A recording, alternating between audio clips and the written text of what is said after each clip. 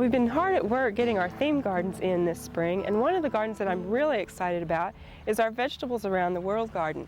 This has got vegetables that are maybe more unusual for our area, and we tried to pick some from different places around the world. First off, we planted a couple rows of shallots. These are used a lot in French cooking, and they're like onions, but they have a milder flavor, so we're anxious to see how they do here. We've got a couple rows of chard here, and these are commonly used in dishes from Europe. And moving on over, we've got several different kinds of Chinese cabbage that we've planted that we're anxious to make a stir-fry out of here in the garden. Now this plant, this is broccoli rabe, and it's actually a broccoli that you use for the greens instead of for the florets. So we're going to be using this in salads and maybe in soups later too. We've got some chicory here that is used a lot in French cooking, and we've planted several different varieties, and we'll see how they do in the heat here in Oklahoma. Now moving on down here, we've got several rows of radishes, and we're anxious to see how those turn out. Now radishes are something that you could actually plant in a small pot if you wanted to, and have a vegetable garden on your front porch. Now the rest of our garden is dedicated to some greens down here. We have several different varieties of greens from all over the world. We have some chrysanthemums that would be used in Asian cooking, and then we also have a couple rows of mesclun. Now mesclun is a term that you might see a lot in catalogs, and our mescluns came from Cook's seed catalog. But what it is a mix of several different kinds of greens that you can plant, and then when those greens are ready, you just harvest right down the row with your scissors, wash those off, put them in the bowl, and you've got an instant salad. So we're anxious to see how the different mixes taste in our salads. Well, the rest of our Vegetables Around the World garden will have to wait until after our frost-free date to plant, but we've got a good start on it now. We have some other themed gardens that we're busy preparing, and those include the formal garden, the formal carpet garden. We also have a hummingbird garden, a sage and salvia garden, our OSU orange garden, and also award-winning flowers. Well, one of our really fun gardens is our children's garden, and Steve Owens, our studio grounds manager, has been hard at work at one of the features of that garden, and let's go take a look at what he's done.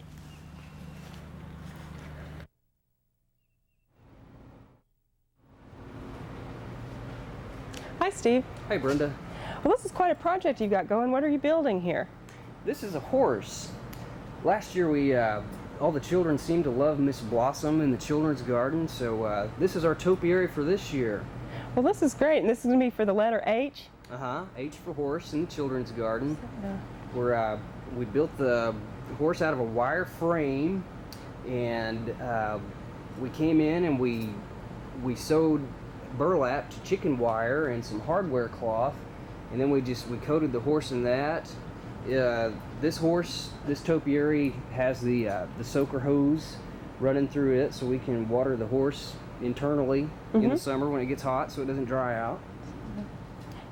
And you're planting, what are these you're planting in here? Okay, we're covering the horse with Joseph's coat, and we've got a mane here of airplane plant.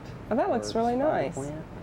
So, now how do you go about putting the plants in? What do you have to do there? Well, we fill the horse with soil, kind of a nursery mix with lots of bark and sand, so it'd be well drained, and some compost as well. And then you come back later and you cut the holes in the burlap. I just cut an X in the burlap. I like that right there. And then you have to do some surgery here. You go in and you make a hole for the plants. Kind of dig that around a little bit. There's also some styrofoam in the body of the horse here, because if we would have filled this with soil, it would be so heavy we couldn't pick that up. Right. So there's some chunks of styrofoam we put in here to lighten the load. So I got a plant here for you. The Joseph's coats there, and what I do, I kind of break up this root ball a little and kind of get rid of a little of the extra soil, the loose stuff on top. And what I'm doing, I'm kind of molding that so it'll fit in this little hole. And it's a good idea to have this wet down real good before you start, so you can kind of mold it, kind of like playing in the mud there. And then all you do is just plant in the hole. And this is a good plant because as it's trimmed, it'll spread and it'll be really low growing, and hopefully by the end of the summer you won't be able to see any of the wire frame. Well, we're looking forward to seeing this out in our children's garden, so we'll have to come back and take a look after you've got it done, Steve. All right.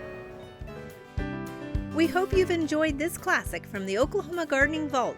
Remember, even though these tips and techniques are timeless, there's always something new to learn in the world of gardening. By subscribing to both Oklahoma Gardening and OK Gardening Classics, you'll have access to a wealth of gardening knowledge, both classic and contemporary.